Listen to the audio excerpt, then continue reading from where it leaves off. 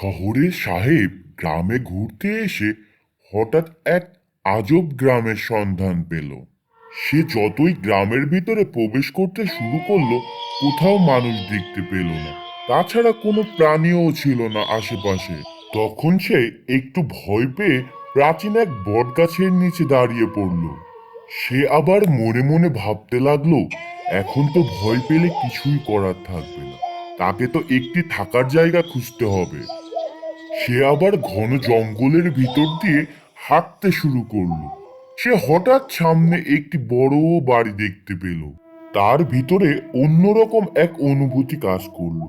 সে বাড়ির সামনে গিয়ে দাঁড়িয়ে পড়ল। তখনও সে জানতো না বাড়িটি ছিল একটি ভুতুড়ে বাড়ি। অনেক ডাকাডাকির পরেও সে কারোর সাড়া পেল না। তখন সে বাড়ির ভিতরে ঢুকে পড়ল।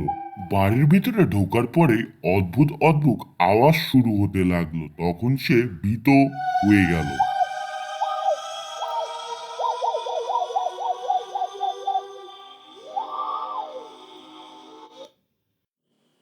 বন্ধুরা, ভিডিওটি ভালো লাগলে অবশ্যই লাইক, কমেন্ট এবং সাবস্ক্রাইব করতে ভুলো না যেন।